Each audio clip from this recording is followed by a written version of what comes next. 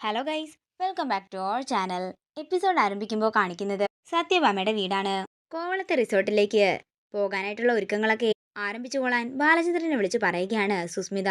തനിക്ക് സ്വന്തമായിട്ട് ഒരു കോട്ടേജ് വേണമെന്നും സ്വിമ്മിംഗ് പൂള് വേണമെന്നും ജിമ്മ് വേണമെന്നും ഒക്കെ തന്നെ സുസ്മിത ബാലേന്ദ്രനോട് പറയുന്നു. എനിക്ക് ഒരാവശ്യത്തിനും പുറത്തോട്ട് പോകേണ്ടി വരരുത്. പിന്നെ എനിക്ക് സ്വന്തമായിട്ടൊരു കോട്ടേജും വേണം. അതെന്തിനാ സുസ്മിക്കുട്ടി സ്വന്തമായിട്ട് ഒരെണ്ണം നമുക്ക് രണ്ടുപേർക്കും കൂടി ഒരെണ്ണം പോരെയെന്ന് ബാലേന്ദ്രൻ ചോദിക്കുമ്പോൾ അതിന്റെ ഒന്നും സമയമായിട്ടില്ലെന്നും ഇപ്പൊ ഞാൻ പറയുന്നത് ബാലേട്ടൻ കേൾക്ക്, ഇല്ലെങ്കിൽ നമുക്ക് ഈ പ്ലാനെ അങ്ങ് നിർത്തിക്കളയാമെന്ന് സുസ്മിത പറയുന്നു.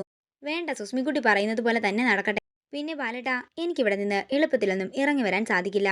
ഞാനേ ഇപ്പൊ ഒരു ഭാര്യയാണ്. അപ്പോ ബാലേട്ടൻ എന്നെ കിഡ്നാപ്പ് ചെയ്തുകൊണ്ട് വേണം പോകാൻ. അത്രയും പറഞ്ഞ് തന്റെ പ്ലാനൊക്കെ പറഞ്ഞു കൊടുക്കുകയാണ് സുസ്മിത. നുണപരിശോധനയിൽ നിന്നും എങ്ങനെയെങ്കിലും രക്ഷപ്പെടണം, അതുമാത്രമാണ് സുസ്മിതയുടെ ഉദ്ദേശം. പിന്നീട് കാണിക്കുന്നത് കമലനെയും വിഷ്ണുവിനെയുമാണ്. ഹോട്ടലിലേക്ക് വേണ്ട പച്ചക്കറികളും സാധനങ്ങളും ഒക്കെ വാങ്ങിക്കൊണ്ട് അവർ രണ്ടുപേരും പോവുകയാണ്. അപ്പോഴാണ് വിഷ്ണുവിന്റെ ജീപ്പ് ഓടിച്ചുകൊണ്ട് അവർ പോകുന്നത് കമലൻ ശ്രദ്ധിക്കുന്നത്. ആശാനെ, ദേ ആശാന്റെ ജീപ്പല്ലേ അതെന്ന് പറയുമ്പോ വിഷ്ണു പറയുകയാണ്, അതിപ്പോ എന്റെ ജീപ്പല്ലല്ലോ, ഞാൻ അതിന്റെ താക്കോല് അമ്മയ്ക്ക് കൊടുത്തിട്ടല്ലേ വന്നത്. അല്ല ആശാനെ, സത്യം എന്താണെങ്കിലും അത് ആരെ കൊണ്ടും തൊടിക്കത്തില്ല. ഒരു പ്രാവശ്യം ഞാൻ അതിന്റെ സ്റ്റിയറിംഗിൽ തൊട്ടതിനെ എന്റെ ചെവി പിടിച്ച് പൊന്നാക്കിയതാണ്. ആ ചെവിയുടെ വേദന എനിക്കിപ്പോഴുമുണ്ട്. ഇതുറപ്പായിട്ടും ആരോ മോഷ്ടിച്ചോണ്ട് പോകുന്നത് തന്നെയാ. റോഡില് CCTV ക്യാമറ ഉണ്ടെന്ന് പറഞ്ഞിട്ട് ഒരു കാര്യവുമില്ല. അവരിപ്പോ ചെങ്കോട്ടെ എത്തും. ആശാൻ കത്തിച്ചു വിട്, എന്നിട്ട് അവന്മാരുടെ മുന്നിൽ കൊണ്ട് വണ്ടി നിർത്ത്. അവന്മാരെ നമുക്ക് കൈയോടെ തന്നെ പിടികൂടാം. അതേസമയം ജീപ്പിന്റെ പുറകിലിരിക്കുന്ന ആള് വിഷ്ണുവിനെയും കമലനെയും കാണുകയാണ്. സാറേ, രണ്ടുപേര് നമ്മുടെ പിന്നാലെ തന്നെ കത്തിച്ചു വിട്ട് വരുന്നുണ്ടെന്ന് അയാൾ പറയുമ്പോ വണ്ടി ഓടിക്കുന്ന ആള് ചോദിക്കുകയാണ്, ആരാ അത്? തനിക്കറിയാവുന്നവരാണോ? അത് സത്യഭാമയുടെ മകൻ വിഷ്ണുവാ. മുട്ടാനൊന്നും പോകണ്ട സാറേ, ആളിത്തിരി പ്രശ്നക്കാരനാണെന്നും അയാൾ പറയുന്നു.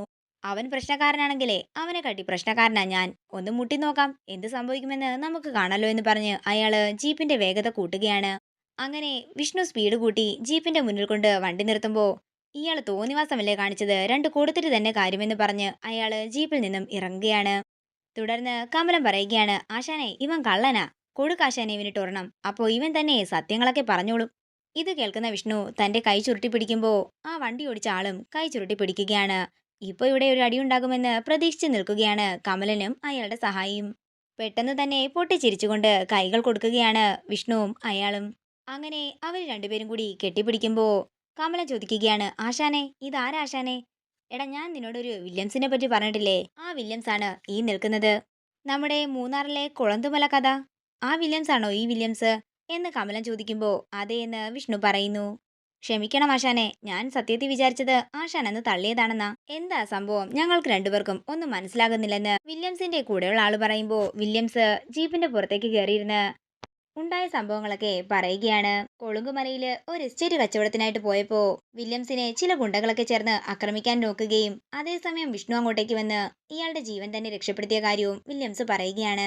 ഞാൻ ഇപ്പോഴും ജീവനോടെ ഉണ്ടെങ്കിൽ അത് വിഷ്ണുവിനോട് ഞാൻ കടപ്പെട്ടിരിക്കുന്നു. വിഷ്ണു കാരണം മാത്രമാണ് അന്ന് എനിക്ക് എന്റെ ജീവൻ തിരിച്ചു കിട്ടിയതെന്നും ഒക്കെ തന്നെ വില്യംസ് പറയുകയാണ്. അല്ല, ഈ ജീപ്പ് എന്താ ടെസ്റ്റ് ഡ്രൈവിനെടുത്തയാണോ എന്ന് കമലൻ ചോദിക്കുമ്പോൾ വില്യംസിന്റെ കൂടെയുള്ള ആള് പറയുകയാണ്, ഇത് സത്യമ്മ വിൽക്കാൻ ഇട്ടിരിക്കുന്നതാ. അപ്പോ സാറ് പറഞ്ഞു ഒന്ന് ഓടിച്ചു നോക്കിയിട്ട് എങ്ങനെയുണ്ടെന്ന് നോക്കിയിട്ട് വാങ്ങിക്കാമെന്ന്.